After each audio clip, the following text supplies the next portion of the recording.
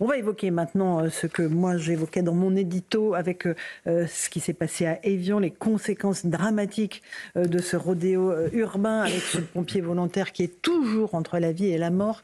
C'est une information qu'on a apprise en fin d'après-midi. On pensait que son état était stable. Or, il y a toujours un pronostic vital engagé. Sabrina Birlin-Bouillet, vous êtes avec nous du service police-justice de CNews. On n'en sait plus sur l'individu d'une part.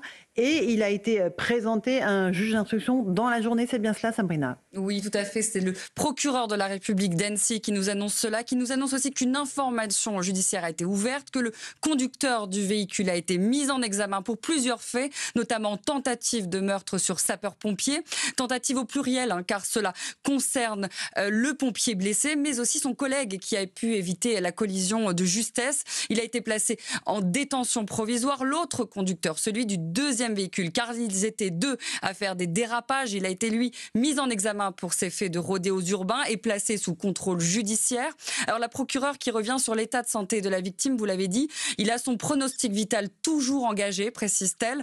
Cette victime, c'est un sapeur-pompier volontaire. Il s'appelle Nicolo, il est âgé de 38 ans et c'est le papa d'un enfant de bas âge. Concernant les faits, et malgré les témoins, l'interpellé reconnaît la matérialité des faits, mais conteste avoir délibérément percuté la victime. Il indique avoir paniqué. Il dit aussi être revenu sur les lieux, mais sans invective à l'égard de la victime et des personnes présentes. En gros, il nie avoir craché sur la victime et son collègue qui était en train de lui porter secours. Il nie aussi être revenu une seconde fois pour les narguer. Je vous rappelle que pour des faits de tentative de meurtre, il risque la réclusion criminelle à perpétuité. Merci beaucoup Sabrina Birlin-Bouillet pour évidemment toutes ces précisions. On va revenir sur le profil de l'individu, mais tout de suite on va partir en Haute-Savoie, rejoindre nos envoyés spéciaux Mathieu Devez et Charles Pousseau. Bonsoir à tous les deux. Est-ce qu'on a des nouvelles de l'état de santé de ce pompier volontaire ? Et même première information, cher Laurence, son pronostic vital est toujours engagé à Nicolo, 38 ans. Alors certes, son état est stable, mais il est toujours dans le coma. C'est ce que nous confiait le président de la Fédération nationale des sapeurs-pompiers qui a pu aller à l'hôpital d'Annecy, donc où Nicolo, 38 ans, est toujours en service de réanimation. Il souffre notamment d'un traumatisme crânien. Alors forcément, vous l'imaginez, à Évian, commune de 9000 âmes, c'est la stupeur. Comment, nous disent les riverains, on peut s'en prendre à un homme de 38 ans, sapeur-pompier volontaire, un père aimant d'un garçon de 9 ans et qui venait porter secours, généralement donc à beaucoup d'automobilistes, généralement, c'est ce qu'on nous disait, lors d'interventions nocturnes. Et puis il y a également cette stupeur dans une autre commune où nous nous trouvons à 30 km d'ici, à Saint-Gerne. Pourquoi ? Car dimanche soir, deux autres sapeurs-pompiers ont été blessés, alors heureusement légèrement cette fois-ci, mais alors qu'ils intervenaient pour porter secours à un couple d'automobilistes, eh bien ils ont été agressés par un homme fortement alcoolisé. Ils ont été frappés notamment au visage et aux côtes.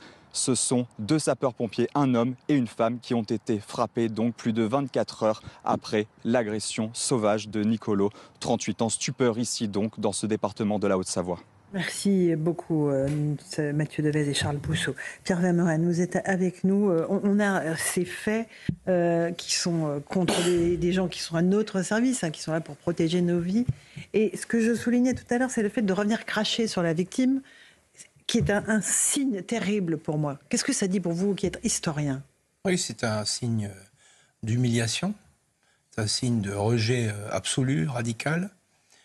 Ça dit à quel point une partie de la société est malade. Dans certains pays, un tel acte vaudrait l'enfermement immédiat et sans rémission. Alors il ne s'agit pas de proposer évidemment cette solution, mais il s'agit de voir aussi les conséquences sur l'autre partie de la société. Parce que vous êtes dans une société d'abord très fragile, très malade. Vous avez toute une frange des classes moyennes et des classes populaires dans les cités pavillonnaires qui se replient sur leur quartier, sur leur vie familiale, sur leur maison, etc. Là, vous avez quelqu'un qui s'engage au service des autres Et la conséquence indirecte de ce genre d'acte et surtout leur répétition, bon, celui-là est intolérable, les autres le seront tout autant, c'est le fait que vous allez vous allez aggraver le séparatisme de ces classes moyennes qui vont se dire on n'attend plus rien de l'État, on ne va plus apporter les choses aux autres, on va se barricader chacun dans notre quartier, dans notre résidence, et ça a un effet de désintégration sociale. Et c'est ça qui, au-delà de ce drame, évidemment, que vous venez d'évoquer à juste titre, il faut voir les conséquences en chaîne que ça peut avoir à long terme. On n'est plus à long terme, parce que déjà, on est engagé dans le processus. Et on sait très bien qu'il y a de moins en moins de gens qui cherchent à être pompiers aujourd'hui, ou qui sont prêts à rentrer au service des autres dans bien des associations. Et là, ce symbole de mépris absolu et de rejet, d'anéantissement de l'autre, parce qu'après avoir manqué de tuer quelqu'un, lui cracher dessus, c'est vraiment l'achever, en quelque sorte. Bien sûr. Symboliquement. Vous restez avec nous, Pierre Vermeuren. Je mentionne votre livre Face à l'obscurantisme woke. On va continuer à évoquer ce drame d'Évian. On va écouter des pompiers qui disent leur ras-le-bol, mais aussi les policiers qui disent ce que je disais tout à l'heure. Mais on ne va plus intervenir. Si c'est pour risquer nos vies, pour finir, nous, à l'hôpital, dans un état dramatique, pourquoi est-ce qu'on continuerait à intervenir si les politiques ne nous soutiennent pas? On en débat dans un instant dans Punchline sur CNews et sur Europe 1. 18h21 de retour dans Punchline sur CNews et sur Europe 1. On a été rejoint par Henri Guénaud. Bonsoir Henri Guénaud, merci beaucoup d'être avec nous. On va continuer à évoquer, si vous le voulez bien, ce qui s'est passé à Évian, parce que je trouve que c'est extrêmement symbolique dans la violence de l'attaque qui a été perpétrée contre un pompier volontaire qui tentait de stopper un rodéo urbain, dans le fait qu'il était de dos quand le conducteur, le chauffard lui a roulé dessus, et que le chauffard est revenu 2 fois de suite, une première fois pour lui cracher dessus, une deuxième fois pour le narguer avec ses collègues, alors qu'il était dans un état déjà désespéré. Écoutez, Éric Brocardi, porte-parole de la Fédération nationale des sapeurs-pompiers de France, il était tout à l'heure à la visite de Pascal Praud sur Europe 1. Il y a une évolution de l'agression. Avant, nous avions effectivement des agressions, mais qui étaient souvent corrélées à des situations dans la nuit de vendredi à samedi, de samedi à dimanche, liées à l'alcool, à la sortie de boîte de nuit ou quoi que ce soit. On n'avait pas encore cette notion véritable parfois de guet-apens, de jet de cailloux ou de ce genre de choses-là. Aujourd'hui, c'est vrai qu'on passe d'écrans supplémentaires, comme là, on l'a encore passé, parce que ce que vous évoquez aujourd'hui comme une agression, au regard de ce qui se passe comme une Haute-Savoie, j'ai du mal à qualifier le niveau supérieur de ce qui s'est produit, parce qu'on a pris les sapeurs-pompiers pour un jeu de quilles. Et très clairement, aujourd'hui, le sujet, il est de se dire, mais jusqu'où va-t-on aller? Parce qu'il y avait une volonté manifeste de vouloir tuer quelqu'un. Voilà, on veut tuer les policiers, on veut tuer les gendarmes, on veut tuer les pompiers, Henri Guénaud, désormais. On en est à ce point-là de notre société? C'est quoi? On est à ce point-là, et je trouve qu'on ne prend pas au sérieux du tout la montée de la violence et la désintégration sociale, ce que les sociologues ont appelé l'anomie, c'est-à-dire l'absence totale de normes. On a fabriqué une jeunesse, enfin une part de la jeunesse et une part croissante de cette jeunesse, de gens qui n'ont pas de limite. Voilà, ils n'ont pas de limite, on n'a jamais cherché à leur faire intérioriser les normes de la vie en société. Alors c'est même plus un problème de culture ou de civilisation différente, parce que dans les pays d'origine des populations immigrées, la plupart du temps, on ne tolère absolument pas ce genre de choses. Voilà, donc c'est vraiment là, on est vraiment coupable pour toutes sortes de raisons. C'est-à-dire, on ne les a pas éduqués. Voilà. Et la part de gens non éduqués croît, et elle est appelée à croître si on continue comme ça, parce que ces gens-là vont avoir des enfants qu'ils ne vont pas éduquer non plus. Et voilà, petit à petit, la démographie aidant, cela va croître. Donc, et on ne prend pas ça au sérieux. Moi, toutes les discussions sur ce sujet des rodéos, là, on dit ce qui est très grave, bien sûr, c'est qu'il est tenté d'assassiner, de tuer le pompier. Le pompier. Mais si on ne punit pas non plus, ou pas assez, l'acte originel, c'est-à-dire le rodéo, dire le rodéo c'est pas très grave au fond, mais ça commence là. C'est-à-dire que si on ne revoit pas la totalité, encore une fois, de notre code pénal et de ses fondements pour faire face à cette situation hallucinante que nous avons créée, après, il faudra s'occuper de l'école, il faudra s'occuper de beaucoup de choses, mais si on ne fait pas ça, on va continuer à s'indigner toutes les semaines et à s'indigner de plus en plus souvent. Et on a, Pierre Vermeuren, juste, et je vous passe la parole, Gauthier, l'individu avait déjà été condamné à 18 mois de prison, et il a fait au total 6 jours d'incarcération. Là, ce sont les racines du mal, en fait. C'est la fabrique du monstre. Et vous avez tout à fait raison en parlant des sociétés d'origine de personnes. Je reviens d'un voyage au Maroc. Les gens ne se rendent pas compte parce que les Français, grosso modo, ne connaissent plus du tout l'Afrique du Nord, d'où vient une partie de cette jeunesse. Et qui fréquente une autre partie de la jeunesse française qui a d'autres origines, y compris française, j'allais dire, d'origine. Il y a la fabrique d'un monstre. Au Maroc, si vous voulez, en Algérie, en Tunisie, il y a un respect absolu des personnes ayant autorité, quelle qu'elle soit. Quel qu'elle soit, le moindre chaouche dans la rue est respecté parce qu'il représente l'État, il représente l'autorité, il représente les plus âgés, il représente la notabilité. Donc, on n'y touche pas, on respecte. Alors, qu'il y ait des problèmes entre les jeunes dans tel ou tel endroit, bien évidemment, mais la loi est extrêmement rigoureuse et surtout, la société fonctionne.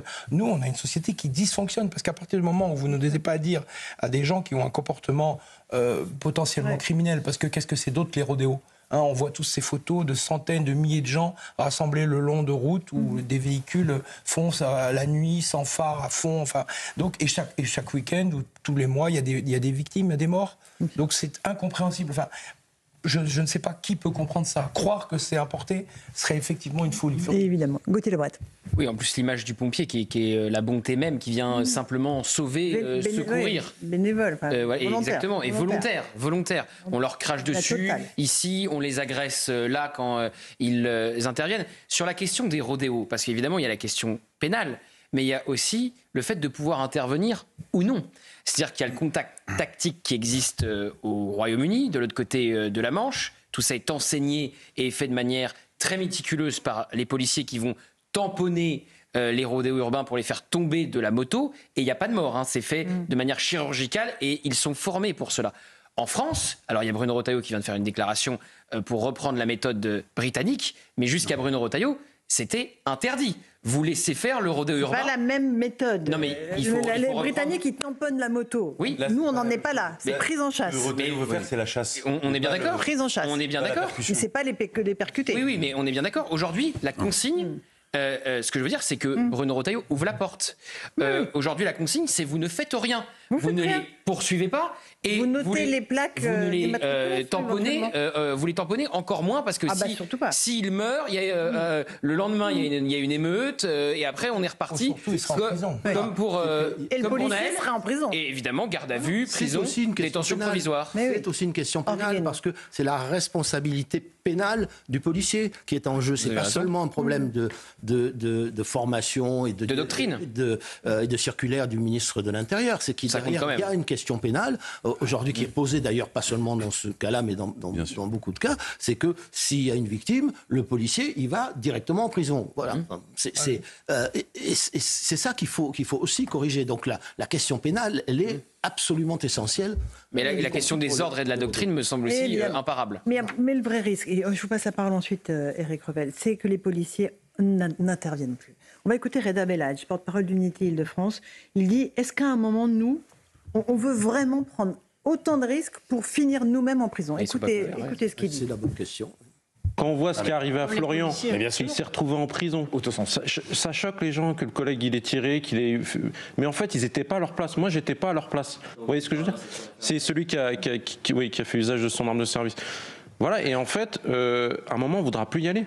Parce que moi je ne suis pas rentré dans la police pour un mec qui roule sans permis, que l'État ne veut pas prendre ses responsabilités, la justice ne veut pas prendre sa responsabilité, c'est moi qui vais la prendre et qui vais aller en prison. Non, à un moment on va dire stop, à un moment on ne va plus vouloir le faire. C'est évident que c'est le risque en Régano. Tout est dit. Policiers, pompiers, gendarmes, pénitentiaires, vont dire stop. Allez, prenez vos responsabilités, vous les politiques. Bah moi, allez-y. Je ne suis pas au pouvoir. Hein. Non, mais... C'était un vous général. C'est pas vous que je vis, Henri. Il a profondément marqué. Attendez, laissez Henri. Ne prend pas ses responsabilités. Elle refuse surtout de réfléchir aux phénomènes auxquels nous sommes confrontés, et en particulier à la nature de cette violence, à cet engrenage de la violence qu'il faut absolument arrêter. Voilà, il n'y a rien. On se moque du monde. La droite, la gauche, le centre, tout le monde fait semblant. Voilà, pour vous dire, à la fin, il y a des morts. Un exemple d'un pays normal, la Tunisie, quand c'était encore une démocratie il y a quelques années, il y a une femme avait été, c'était il y a 5 ans, une femme avait été violée, assassinée dans Tunis. Ça a suscité une émotion immense dans tout le pays. Dans la capitale, des milliers de femmes se sont rassemblées, ont marché sur le palais présidentiel. Le président est sorti, s'est adressé à elles, leur a parlé, puis ensuite la justice, etc. Vous voyez, pour un meurtre. Alors, il faudrait évidemment tous les jours que le président de la République ou tel ministre sorte dans la rue pour exprimer son émotion et répondre à ces demandes. Mais on est dans une banalisation effrayante. Terrible. Permettez, on peut dire ça.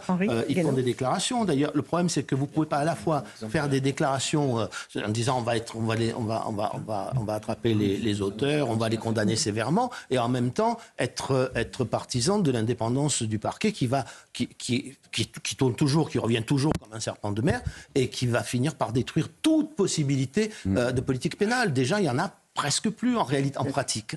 Bien sûr. Éric Revel, est-ce que vous demandez la parole depuis un moment? Pardon. Oui, non, mais je vous en prie, M. Guénaud.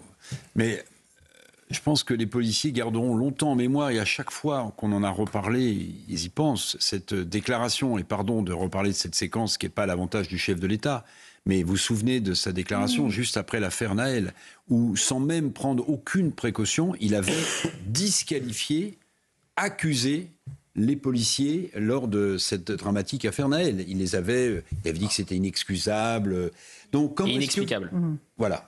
Comment est-ce que vous voulez, lorsque vous êtes policier, prendre le risque d'intervenir alors que le chef, le président de la République lui-même, sur une affaire dramatique comme celle-ci, sans savoir ce qui s'était passé, vous pointe du doigt en vous désignant comme accusé.